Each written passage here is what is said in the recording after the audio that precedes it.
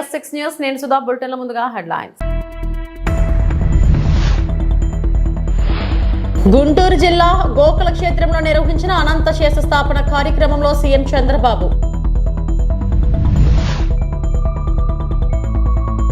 YS Jagan పై plan ప్రకారమే తప్పుడు కేసు.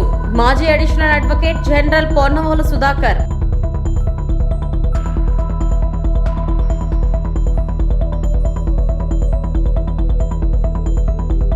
శ్వేతపత్రాల విడుదల పేరుతో పచ్చి అబద్ధాలు చెబుతున్నారు. పేర్ని నాని ధ్వజం.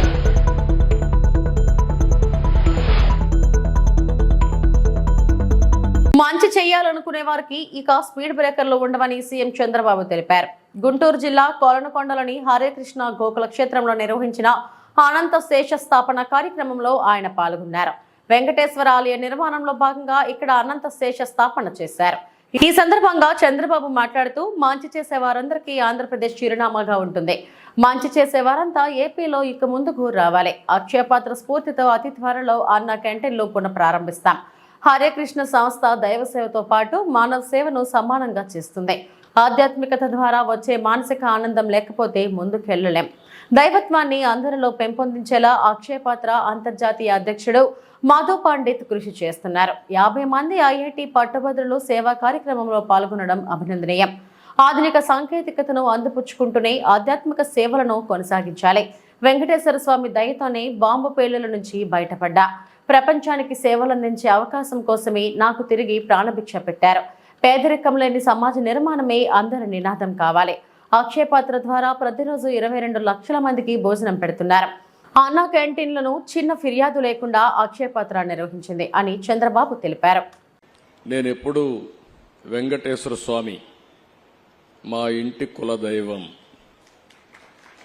మా ఇంట్లో నుంచి నేరుగా చూస్తే మంగాపురం సైడు గోపురం అక్కడంతా కూడా 3 నామాలు కనబడుస్తూనే ఉంటాయి. ఇంట్లో నుంచి పైన ఎక్కి చూస్తే తిరుమలలో ఉండే 3 నామాలు ఇంటి దగ్గర నుంచి చూసే అవకాశం వస్తుంది. నేను నమ్మిన దేవుడు, నమ్ముతున్న దేవుడు, నేను ప్రార్థించే దేవుడు వెంకటేశ్వర స్వామి అని చెప్పి కూడా నేను మీకు తెలియజేస్తున్నా. ప్రతిరోజు ఒక 2 నిమిషాలే నేను ఒకటే కోరుకుంటాను. దండం పెట్టుకొని 1 నిమిషం ప్రార్థన చేసి,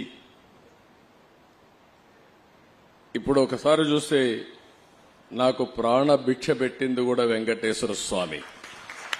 అదొక మిస్టరీ కూడా. 2003లో నా మీద 23 క్లేమోర్ మైన్స్ ని బ్లాస్ట్ చేస్తే సాక్షాత్తు వెంకటేశ్వర స్వామి నాకు ప్రాణభిక్ష పెట్టాడు. ఏదో చెయ్యాలని ఆ రోజు నన్ను కాపాడాడు. అలాంటి వెంకటేశ్వర స్వామిని నేను ప్రార్థించేది, నాకు శక్తి, సామర్థ్యాన్ని, తెలివితేటలు ఇవ్వండి. ప్రపంచంలోనే తెలుగు జాతి నెంబర్ 1 జాతిగా ఉండడానికి ఆశీర్వదించండి. ప్రపంచంలోని ఇండియన్స్ అందరూ కూడా గ్లోబల్ సర్వీసెస్ అంటే ప్రపంచంలో ఉండే ప్రజలకు సేవలు అందించే అవకాశాన్ని కల్పించండి. ఈ దేశంలో పేదరికం లేని సమాజం. అందుకే ఇటీవల నేను మాట్లాడుతున్న జీరో పావర్టీ మనందరి బాధ్యత. సమాజం మనకి ఇవన్నీ ఇచ్చింది. ఈరోజు నేను ఒక ముఖ్యమంత్రిగా ఉన్నా, రమణ గారు former chief justice of India అయినా, లేకపోతే వేదిక పైన ఉండే పెద్దలు కొంతమంది మంత్రులైనా, ఇక్కడికి ఉండేవాళ్లు వివిధ రంగాల్లో బ్రహ్మాండంగా రాణిస్తున్నా, ఇది మనకు సమాజమే ఈ అవకాశం ఇచ్చింది. అలాంటి సమాజంలో పేదరికాన్ని, అందుకే నేను ఒక స్లోగన్ తీసుకున్నా, zero poverty nation, zero poverty state, zero poverty village మనందరి బాధ్యత కావాలి. సంపద కొంతమందికి పరిమితమై పేదవాళ్లు పేదరికంలో మగ్గుతా ఉంటే అది మంచిది కాదు. ఈ విషయం మనం గుర్తుపెట్టుకోవాల్సిన అవసరం ఉంది. 2016లో పిన్ కోడ్ కూడా లేని చోట చంద్రబాబు విజన్ తో ఏర్పాటు అయిన మెక్టెక్ జోన్ నేడు 10,000 కోట్ల టర్నోవర్ తో 145 కంపెనీలతో దేశంలోని అతిపెద్ద మెడికల్ పార్క్ అయింది. IT, infrastructure, progress, planning, strategy, a great administrator that this country has ever seen. Our dear, beloved, honorable Chief Minister, Shri Nara Chandrababu Naidu ji.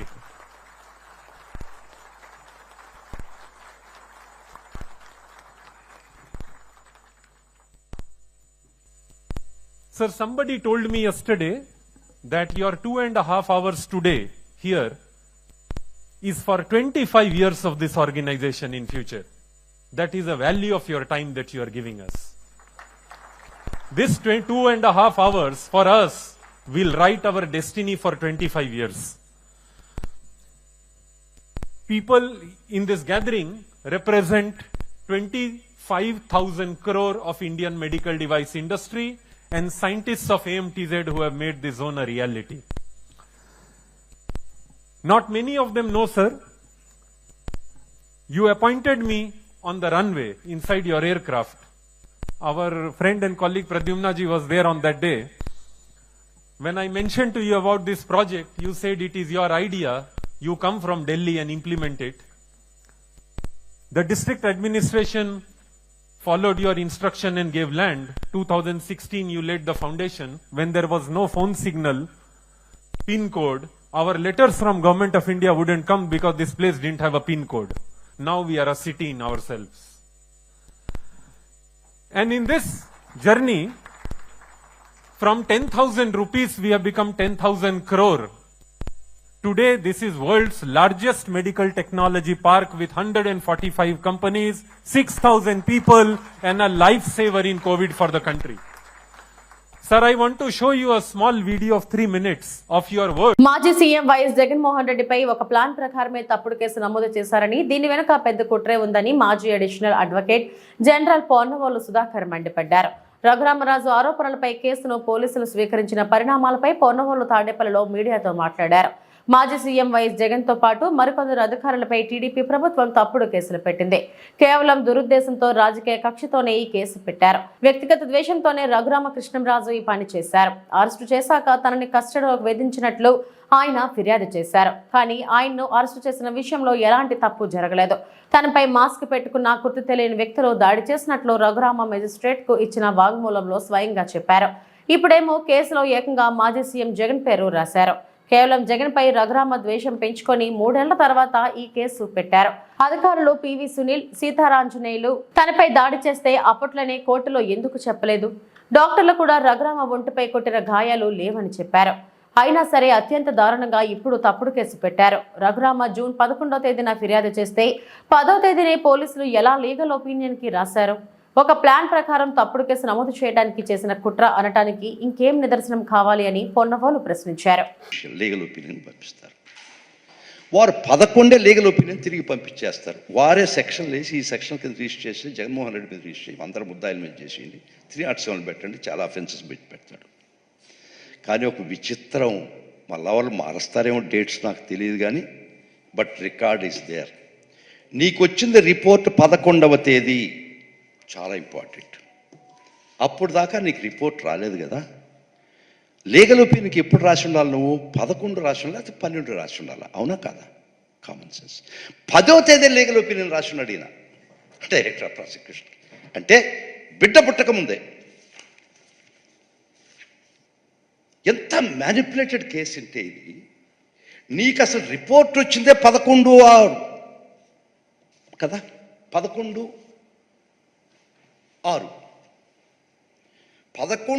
నీకు రిపోర్ట్ ఇస్తే కలగన్నావా, సోదికి పోయినావా, లేకపోతే అంజనేసావా ఎక్కడైనా?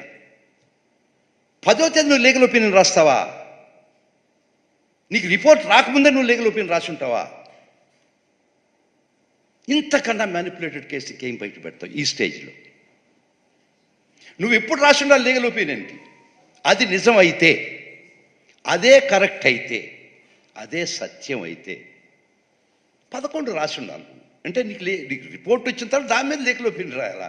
నీకు వచ్చిందే రిపోర్ట్ 11 అయితే నువ్వు 10వ తేదీ ఒక లెటర్ రాస్తావా లీగల్ ఒపీనియన్ ఈ రిపోర్ట్ వచ్చిందని టు ది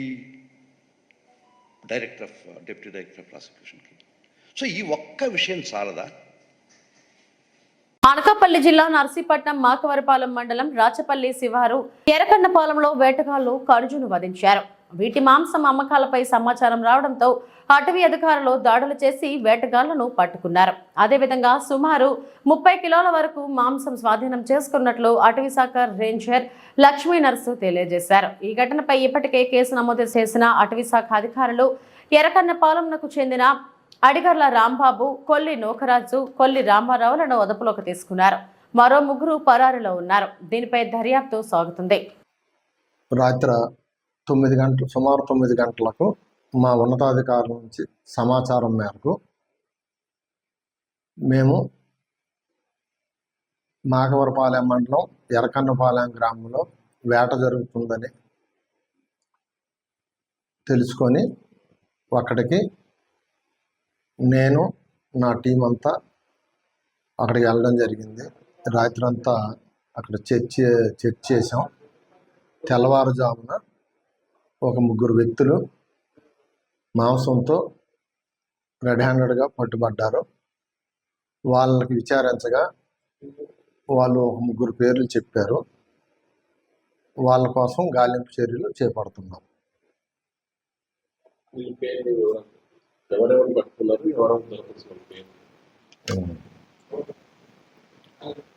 మేము అడిగర్ల రాంబాబు, తర్వాత కొల్లి నాగరాజు, కొల్లి రామారావు ముగ్గురిని పట్టుకున్నామండి. వీళ్ళని విచారించగా రావాడ సాయి కుమారు, అడిగర్ల రాజు, కచ్చాల రాజబాబు వీళ్ళు 3 పేర్లు వీళ్ళు చెప్పారు. ఇప్పుడు వాళ్ళ 3 గురించి గాలింపు చర్యలు చేపడుతున్నాం. వాళ్ళ ఇళ్ళ దగ్గరికి వెళ్తే వాళ్ళు పరారులో ఉన్నారు. వాళ్ళ గురించి గాలింపు చర్యలు చేపడుతున్నాం. అది వైల్డ్ లైఫ్ యాక్ట్ కింద మేము కేసు నమోదు చేస్తామండి. ఏపీలో కూటమి ప్రభుత్వం అసత్యాలతో శ్వేతపత్రం విడుదల చేస్తుందని, అందులో పేర్కొన్నవన్నీ పచ్చి అబద్ధాలనని మాజీ మంత్రి పేర్ని నాని మండిపడ్డారు. ప్రతిరోజు ఏదో ఒకదానిపై శ్వేతపత్రం విడుదల చేస్తున్నారు. అసత్యాలు, తప్పుడు అంకెలతో తప్పుడు ప్రచారం చేస్తున్నారని ఆగ్రహం వ్యక్తం చేశారు. పేర్ని నాని మీడియాతో మాట్లాడారు. ఈ 3 కలిసి ఎన్నికల ముందు ఏం చెప్పారు ఈ రాష్ట్ర ప్రజలందరికీ? ఎన్నికలైన తర్వాత అసలు వీళ్ళు ఏం చేస్తున్నారు అనేది ఒకసారి మనం చూసుకుంటే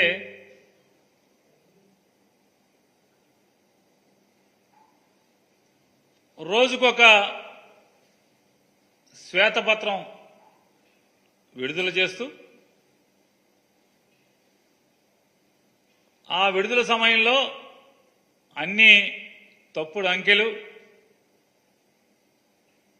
అసత్యాల్ని చెప్తూ జగన్మోహన్ రెడ్డి గారు ఈ రాష్ట్రాన్ని ఏదో చేసేశాడు, కాబట్టి మా వల్ల ఏం కాదు, మేమేం చేయలేం, ఊరికే పదవులు అనుభవిస్తామని ప్రతిదీ అమరావతి మీద ఒకరోజు, కరెంటు మీద ఒకరోజు, మైన్స్ మీద ఒకరోజు, ఇట్లా రకరకాల దేనో దాని మీద ఒకరోజు ఒక్కొక్కటి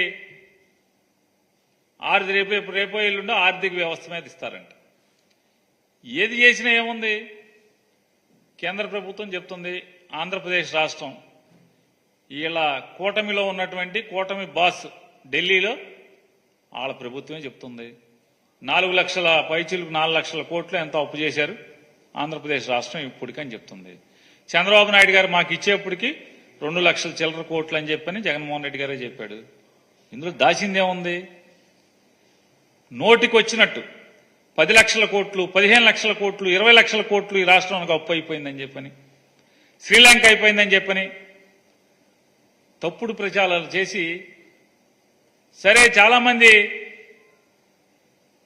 ఇన్ని హామీలు ఇస్తున్నారు కదా, ఎలా తీరుస్తావు, అసలు ఎలా ఇస్తావు అని చెప్పని అడిగితే, నేను సంపద సృష్టిస్తాను, సంపద సృష్టించి తద్వారా నా హామీలన్నీ కూడా అమలు చేస్తానని చెప్పాడు. ఇవాళ ఏం చెప్తున్నాడు? అబ్బే మా వల్ల ఏం కాదు, మేమేం చేయలేమండి, ఈ రాష్ట్రం పరిస్థితి ఏం బాలేదు. తూర్పుగోదావరి జిల్లా కడియం బుర్రిలంక జాతీయ రహదారిపై పొంచి ఉన్న ప్రమాదం. చిన్నపాటి వర్షానికే ముంపుకు గురవుతున్న రోడ్డు. రావులపాలెం నుంచి రాజమండ్రి వెళ్లే వాహనదారులకు జాగ్రత్త. తూర్పుగోదావరి జిల్లా కడియం మండలం బుర్రిలంక 4 లైన్ల జాతీయ రహదారిపై వెళ్లే వాహనదారులు చాలా జాగ్రత్తలు తీసుకోవాల్సి ఉంది. ఎందుకంటే చిన్నపాటి వర్షం వచ్చినప్పటికీ ఈ రహదారి ముంపుకు గురవుతుంది. రావులపాలెం నుంచి రాజమండ్రి వైపుకు వేగంగా వచ్చే వాహనదారులు ఈ నీటిలో చిక్కుకొని ప్రమాదాల బారిన పడుతున్నారు. ఆంజనేయ స్వామి విగ్రహం నుంచి బుర్రిలంక వంతెన దగ్గరికి పెద్ద మలుపు ఉంటుంది. ఈ రహదారి వర్షపు నీటితో మునిగి ఉంటుంది. అదే వేగంతో వస్తే అదుపు తప్పి ప్రమాద బారిన పడుతున్నారు.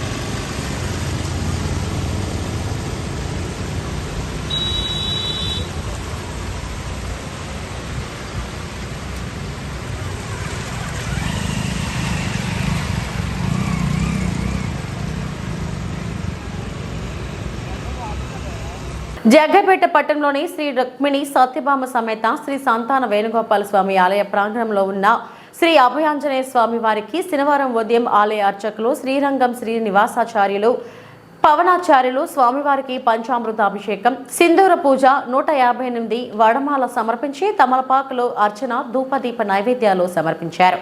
భక్తులు స్వామివారిని దర్శించి తీర్థ ప్రసాదాలు స్వీకరించారు. ఎన్టీఆర్ జిల్లా జగ్గైపేట నియోజకవర్గం పెనుగంచిప్రోలు అక్రమ కేసు కట్టి అబాసుపాలైన Penuganchiprolu police station sub inspector. Penuganchiprolu గ్రామంలో శనివారం పెనుగంచిప్రోలులో ఈ నెల 6వ తారీఖు రాత్రి సింగవరం గ్రామం నుండి పెనుగంచిప్రోలుకు ఒక్క ఖాళీ ట్రక్కుతో వస్తున్న ట్రాక్టర్ను పెనుగంచిప్రోలు సబ్ ఇన్స్పెక్టర్ స్వాధీనం చేసుకున్నారు. ఆ ట్రాక్టర్లో ఇసుక లేదు కదా అని గ్రామానికి చెందిన పెద్దలు ప్రశ్నించడంతో ఎస్ఐ ఆ ట్రాక్టర్ను వదిలివేశారు. మరలా ఒక గంట వ్యవధిలోనే ఆ ట్రాక్టర్ను స్వాధీనం చేసుకుని ఆ ట్రాక్టర్ ట్రక్కులో నిండా ఇసుక ఉన్నట్లుగా 6వ తారీఖున తెల్లవారుజామున ఎఫ్ఐఆర్ నమోదు చేశారు. ఆ ట్రక్ను ఒక ప్రముఖ నాయకుని ఆధీనంలో ఉన్న కంటంనేని ఫంక్షన్ హాల్లో గత 5 రోజులుగా అక్కడే ఉంచారు. ఈ రోజు 13వ తేదీన ఉదయం 7 గంటల సమయంలో స్థానిక ASI Shankar Nayak, constable Balakrishna civil డ్రెస్లో కంటంనేని ఫంక్షన్ హాల్ నుండి బయటకు తీసుకుని వచ్చారు. ఒక జేసీబీతో ట్రాక్టర్ ఇసుకతో నింపేందుకు మున్నేరులోకి వెళుతుండగా స్థానిక తిరుపతమ్మ దేవస్థానం మాజీ trust board chairman Shri Nuthalapati Chennakeswara Rao ట్రాక్టర్ను జేసీబీని ఆపి ఎక్కడికి వెళుతున్నారని ప్రశ్నించారు.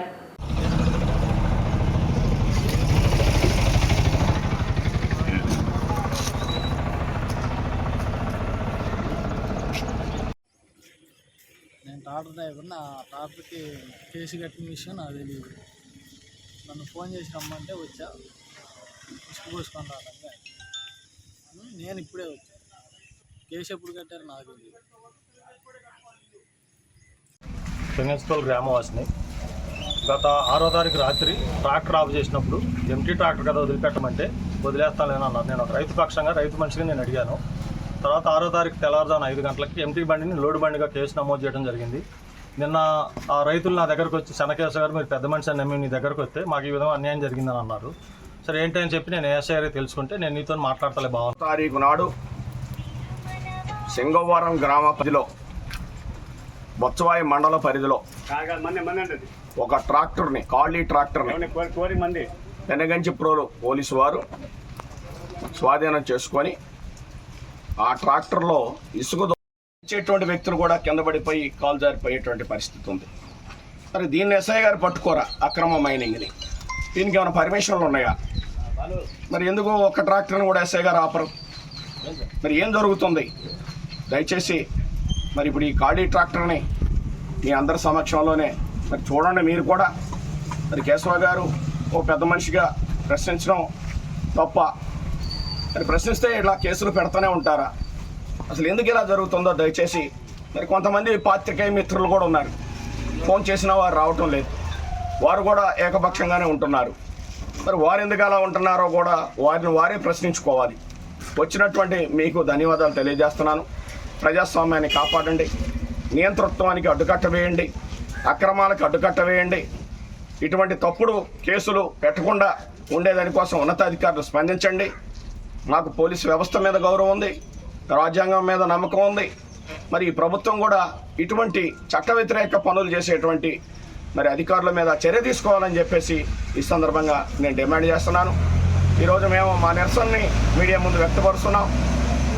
మరి ఇటువంటి చర్యలు జరగకుండా వెంటనే ఈ ఎస్ఐ మీద చర్య తీసుకోవాలని చెప్పేసి నేను డిమాండ్ చేస్తున్నాను. బీఆర్ఎస్ కు మరో షాక్ తగిలింది.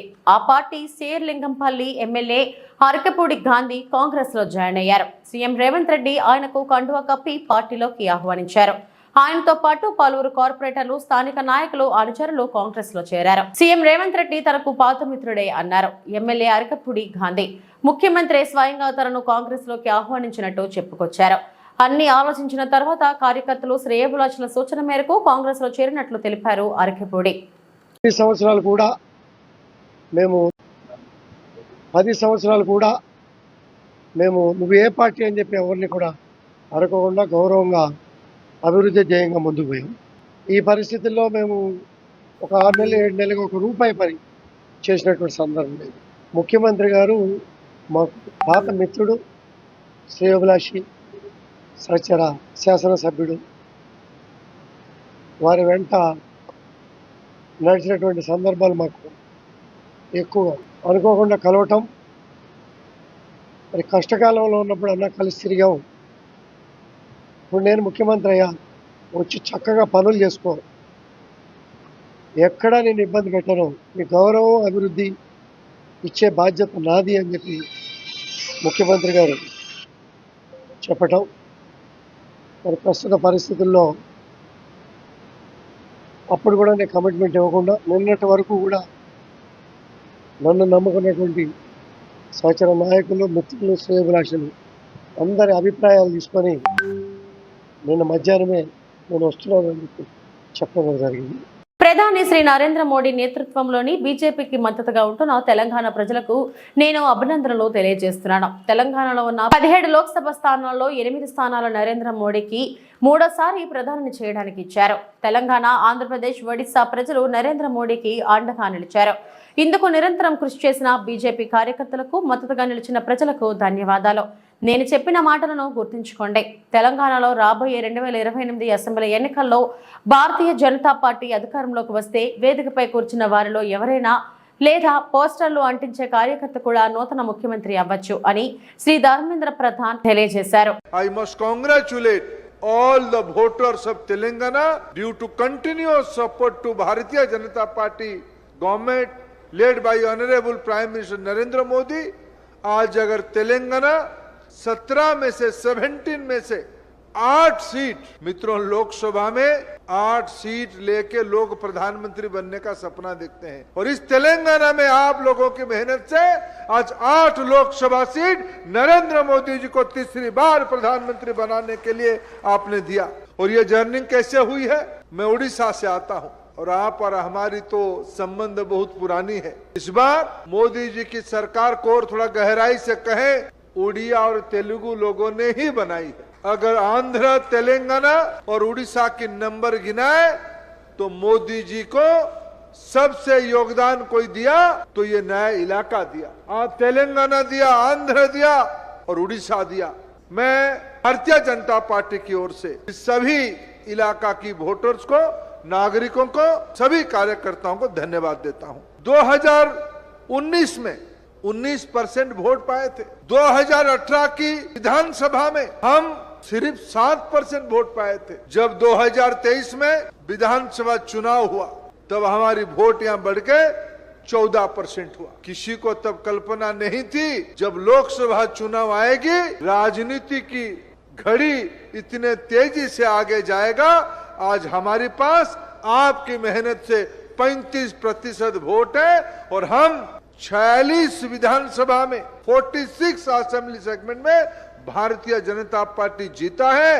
कांग्रेस पार्टी 2023 में जितना विधानसभा में लीड किया था, अभी भी उतना विधानसभा में लीड किया है. आने वाले 2028 की विधानसभा में मेरे बात को आप याद करके रखिए, ये मंच पे बैठे हुए लोगों में से या भारतीय जनता पार्टी की गुण है, कोई पोस्टर लगाने वाला कार्यकर्ता भी अगले बार తెలంగాణ. నరేంద్ర మోడీని మరోసారి ప్రధాని చేయాలని, రాష్ట్రంలో అత్యధిక స్థానాల్లో బీజేపీ గెలిపించి రాష్ట్రాన్ని అభివృద్ధి చేసుకోవాలనే లక్ష్యంతో తెలంగాణ ప్రజలు 8 స్థానాలలో మంచి మెజారిటీతో బీజేపీ అభ్యర్థులను గెలిపించారు. దీనిని అడ్డుకోవాలని కాంగ్రెస్ పార్టీ చేసిన కుట్రలను ప్రజలు తిప్పికొట్టారు. రాష్ట్ర అభివృద్ధికి కృషి చేసి తెలంగాణ ప్రజల మన్ననలను పొంది స్థానిక సంస్థలు ఎన్నికల్లో కూడా అత్యధిక స్థానాల్లో మంచి మెజారిటీతో గెలుస్తామని శ్రీమతి డీకే అరుణ వ్యాఖ్యానించారు. మొన్న ఎన్నికల్లో మనం చూసినాం, ఈ యొక్క అధికార పార్టీ ఎన్ని రకాలుగా భారతీయ జనతా పార్టీ పెద్ద ఎత్తున స్థానాలు గెలుస్తా ఉంది తెలంగాణ రాష్ట్రంలో. మొన్న జరిగినటువంటి అసెంబ్లీ ఎన్నికల్లో బీఆర్ఎస్ పార్టీ మీద ఉన్నటువంటి వ్యతిరేకతతోనే కాంగ్రెస్ పార్టీకి ఓటు ఇచ్చి అధికారంలోకి తీసుకొచ్చిండ్రు. ఈరోజు దేశంలో నరేంద్ర మోదీ గారు మళ్ళీ ప్రధానమంత్రిగా కావాలని ప్రజలు కోరుకుంటా ఉన్నారు.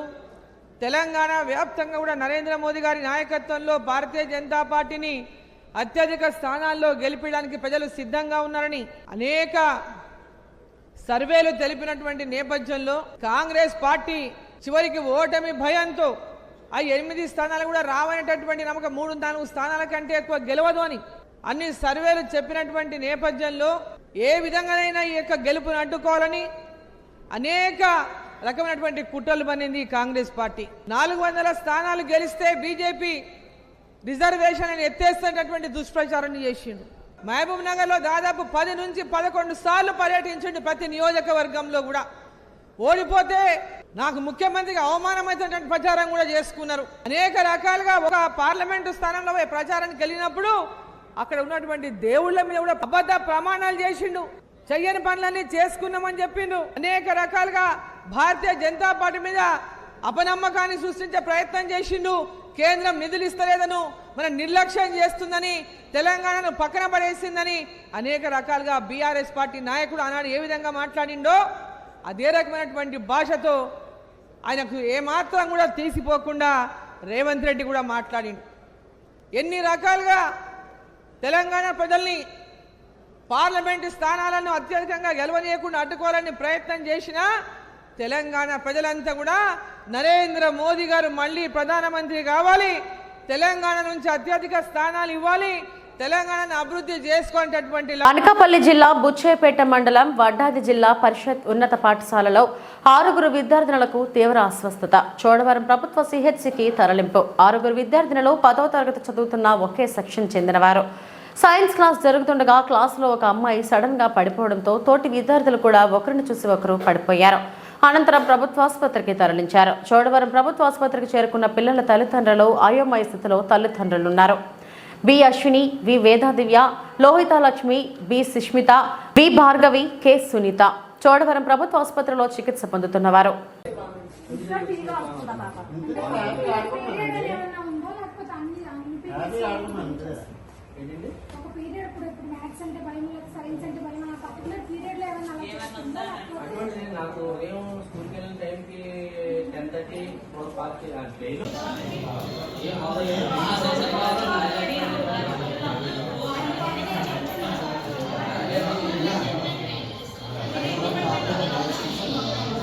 లేకపోతే 108 ఫోన్ చేయాలా? అది భయపడతారు పిల్లలు.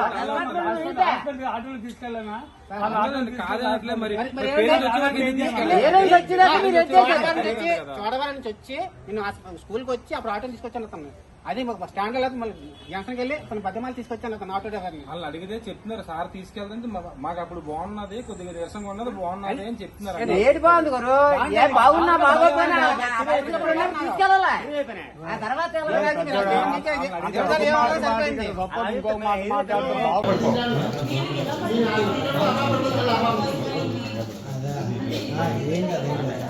భయపడతారా?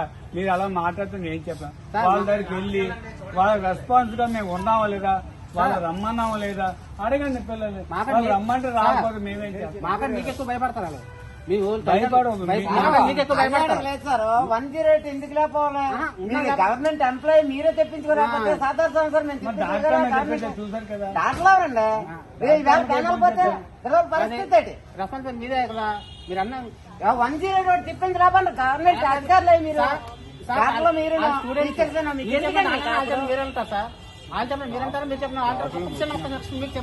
మీరు ప్రాబ్లం వచ్చినప్పుడు ప్రాబ్లం వచ్చిన వాళ్ళకి మనం వినాలి. సార్ మీరు గురువులు, ప్రాబ్లం రాకముందు ప్రాబ్లం వచ్చింది ఎవరికి? నేను తల్లిదండ్రులు పేరెంట్స్ అంతే. కానీ మాకంటే ఎక్కువ గౌరవం మీకే భయపడతారు. చోడవరం నుంచి వచ్చి నేను స్కూల్కి వచ్చి అప్పుడు ఆటో తీసుకొచ్చాను అతను. అది స్టాండ్ లేదు, మళ్ళీ జంక్షన్కి వెళ్ళి తన బద్దమాలు తీసుకొచ్చాను అతను ఆటో. ఈ వార్తలు ఇంతటితో సమాప్తం. నమస్తే.